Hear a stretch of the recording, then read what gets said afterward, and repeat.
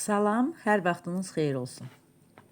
Əziz müəllimlər və abituriyentlər, ekranda gördüyünüz suallar bugün 20 aprel OTK-nın təşkil elədiyi blok imtahanının suallarıdır və suallar 11-ci siniflər üçün nəzərdə tutulan suallardır.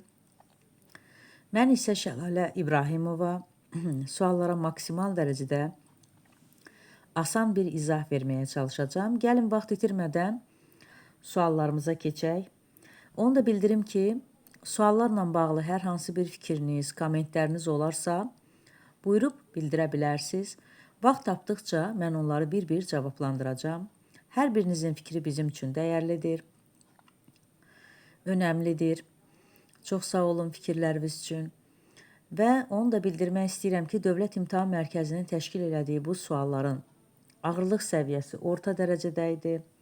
İnşallah ki, blok imtahanını da nəzərə alarlar. Çünki 4-cü qrupa gedən şagirdlərin dərs yükü ağırdır. Onlar 6 fən üzrə hazırlaşırlar və keçid balları da yüksəkdir. İnşallah Dövlət İmtahan Mərkəzi blok imtahanının suallarını hətta bundan bir qədər sadələşmiş formada təşkil edir. Çünki şagirdlərin dərs yükü və keçid balları yüksəkdir. Gəlin başlayaq.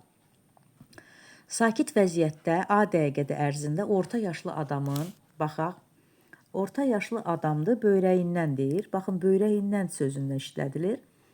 Böyrəyindən sözü işlədilirsə, bu demək ki, bir böyrəyindən keçən qan nəzərdə tutulur və bir dəqiqədə biz bilirik ki, 0,5 litr qan keçir, 5 litr qan keçirsə x.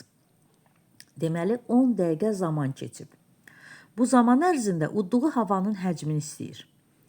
Bir dəqiqədə 16 tənəffüs hərəkət eləyiriksə, 10 dəqiqədə sözsüz ki, 160 tənəffüs hərəkət eləyəcəyik.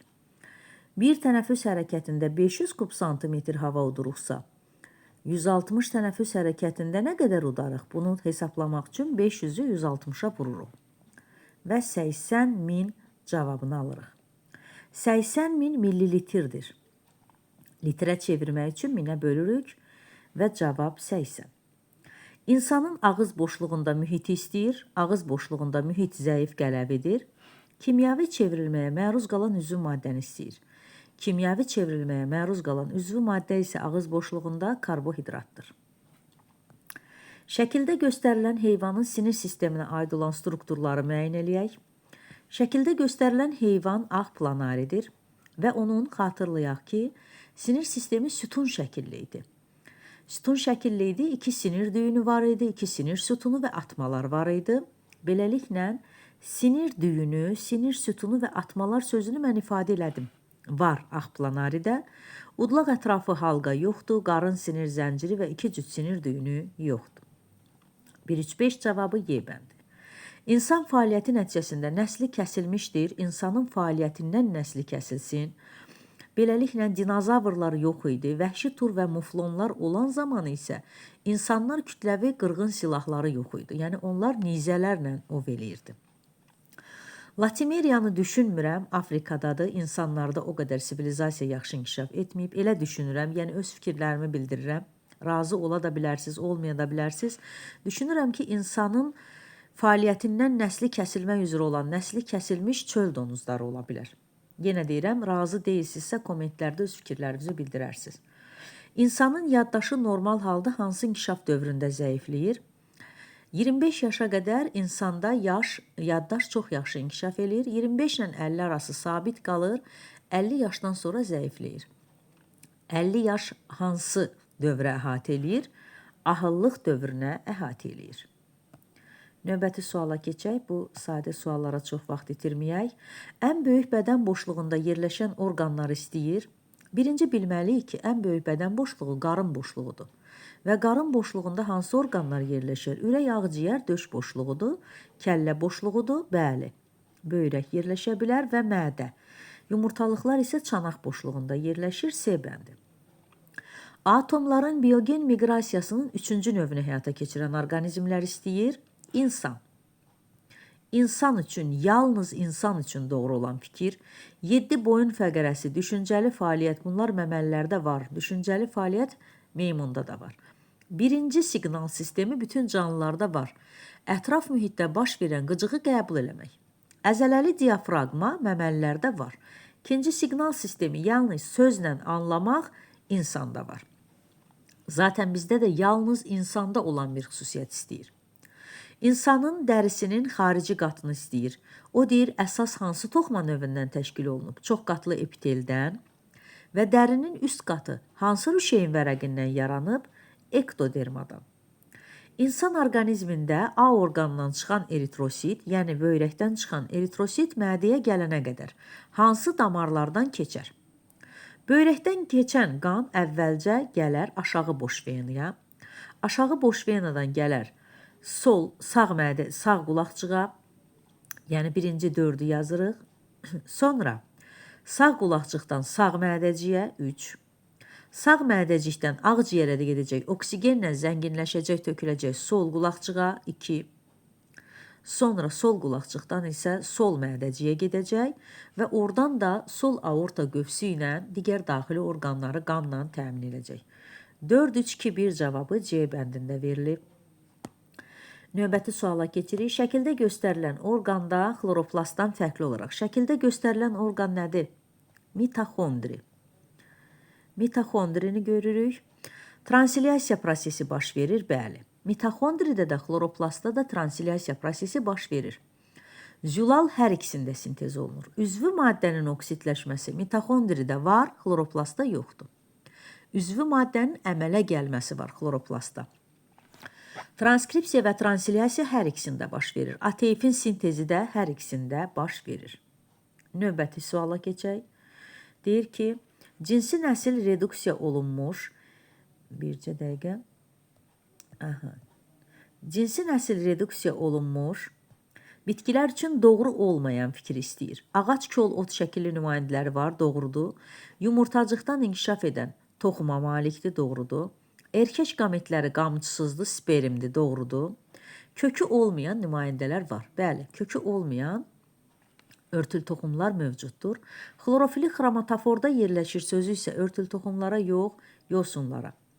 Günəş enerjisindən istifadə etmədən qeyri-üzvü maddədən üzvü maddə yaratsın. Biz bilirik ki, avtotrof orqanizmlər iki qrupa bölünür. Fototroflar və xemotroflar.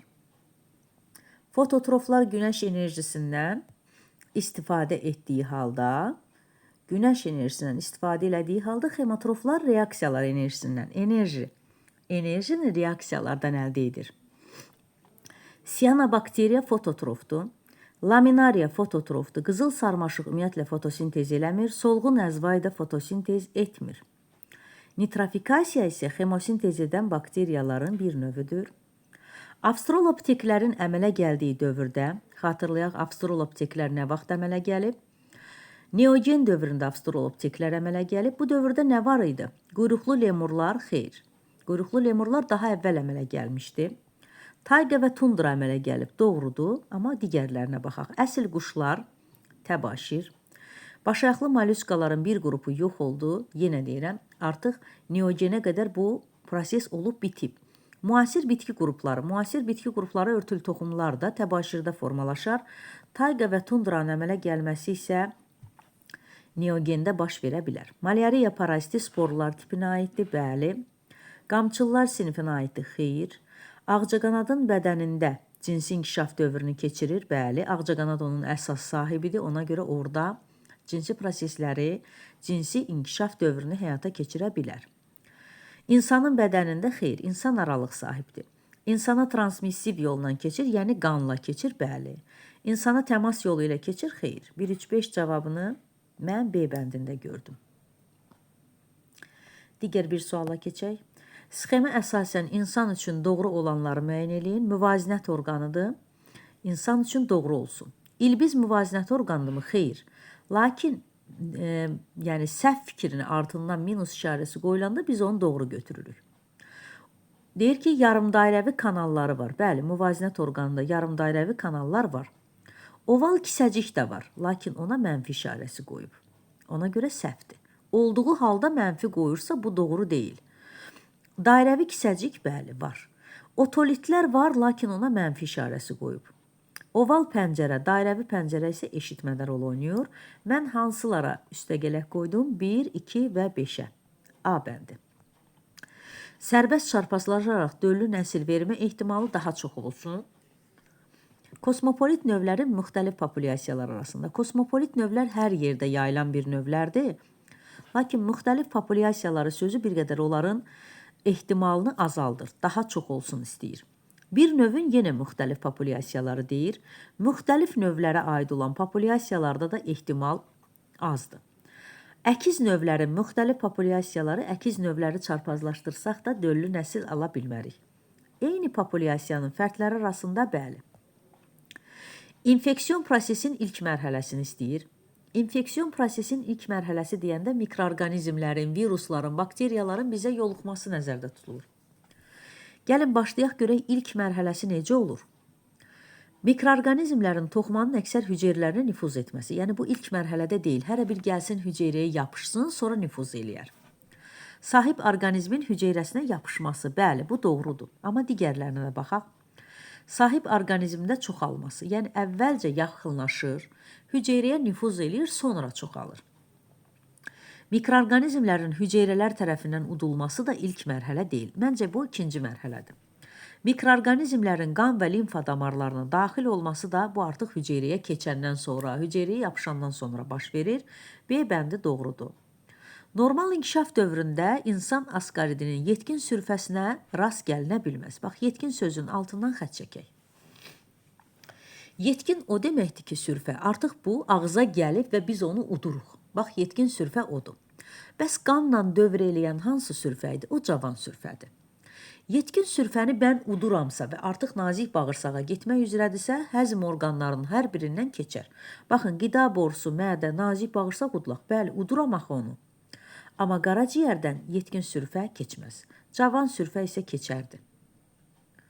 Növbəti suala keçək. Örtül toxumlu bitkilərdə yumurtacığı qozanın daxilində yerləşir. Bu çılpaq toxumlara aid fikirdir. Birevli və ikievli nümayəndələri var. Doğru fikirdir. İki cür çiçək qrupuna malik nümayəndələri var. Yoxdur deyir. Nümayəndələri yoxdur. Bəli, elə nümayəndələr bu fikir doğru deyil. Çünki məsələn qarğıdalda. Erkək çiçəklər ayrı çiçək qrupudur, dişi çiçəklər ayrı. Ömründə bir dəfə çiçək açan növü yoxdur deyir. Var Meksika qavası. Bütün növlərində ikiqat mayalanma gedir. Bu fikirlə razı deyiləm.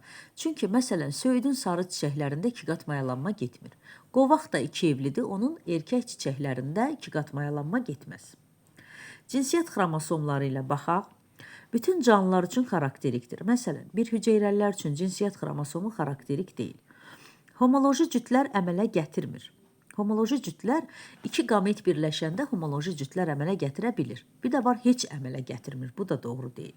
Yalnız cinsiyyəti müəyyən olunmasında iştirak edir. Cinsiyyət xromosomunda 22 dənə autosom, bir dənə cinsi xromosom var. Ona görə yalnız sözü olmaz. Autosomlar kimi ilişikli gen qruplarına malik ola bilər. Doğru fikirdir. Sentromerə malik olmur, səhv fikirdir. Çünki xromosom varsa sentromeri də var. İki başlı və dörd başlı əzələlərdir və onları müqayisə eləyir.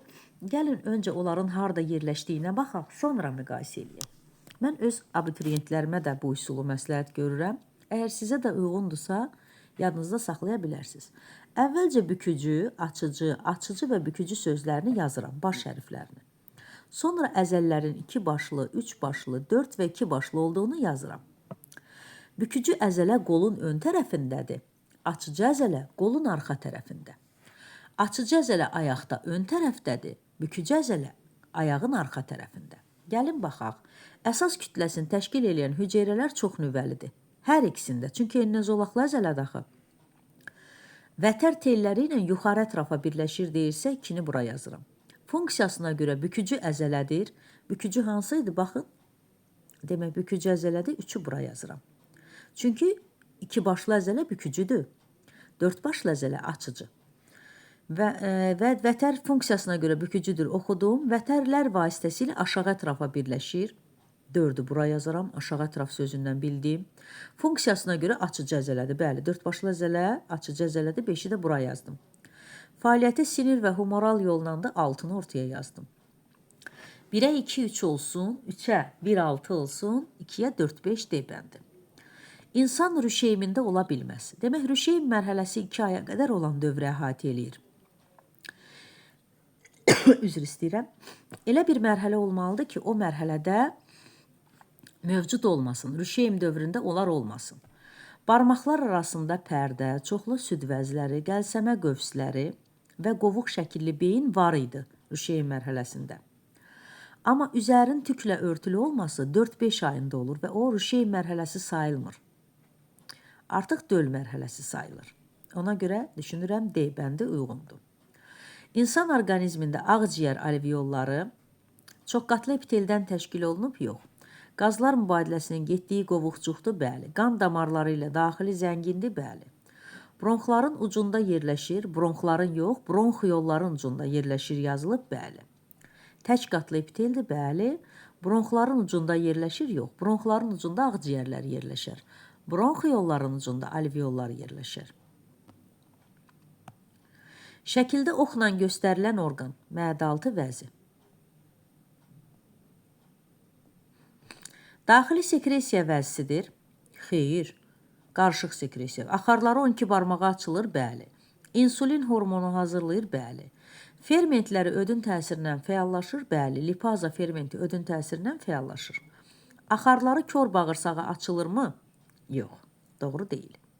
Yalnız yulalları parçalayır, doğru deyil. Axı süd yağlarını da üzr istəyirəm, həm zülalı, həm yağı, həm karbohidratı, məədaltı vəzi parçalayır. Çünki 12 barmaq bağırsağı açılır.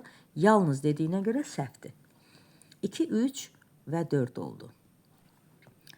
Turp və kələmin döllü hibridini istəyir. Biz də bilirik ki, 4-in bərabərdir 32-dir.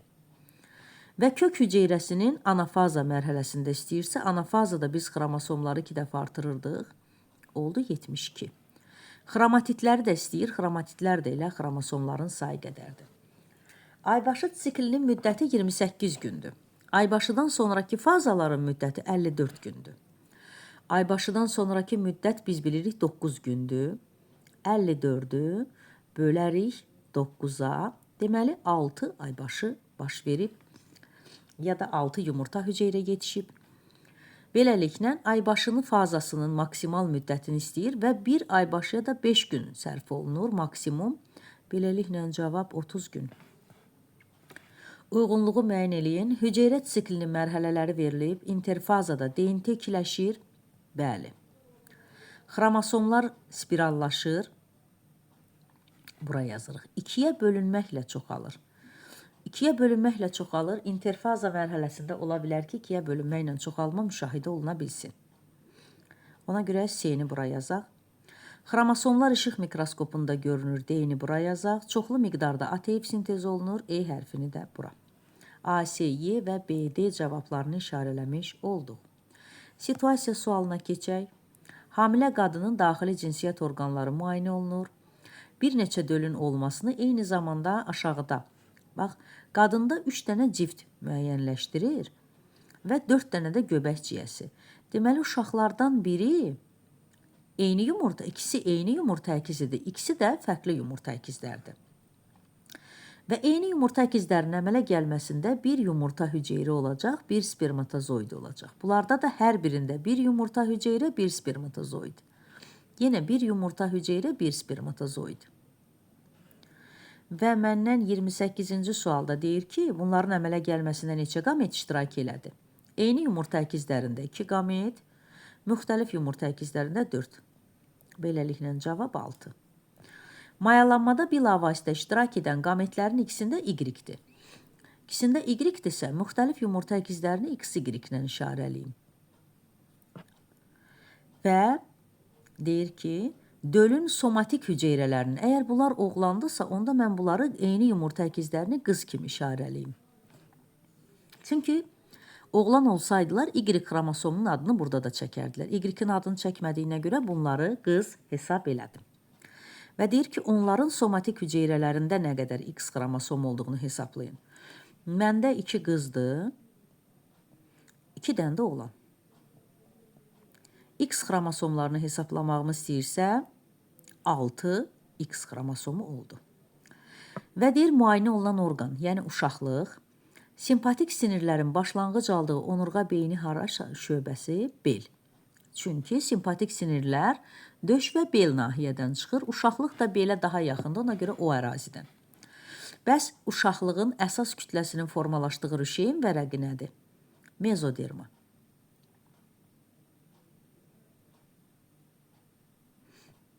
Beləliklə biz 20 aprel 2025-ci ildə təşkil olunan 11-ci siniflər üçün nəzərdə tutulan suallarla tanış olduq. Əgər sualların cavabları ilə narazılıqsızsa, ayrı fikirdəsinizsə, fikirlərimiz üst-üstə düşmürsə, buyurun öz fikirlərinizi bildirin. Vaxt ayırıb dinlədiyiniz üçün sizə təşəkkür edirəm. Çox sağ olun.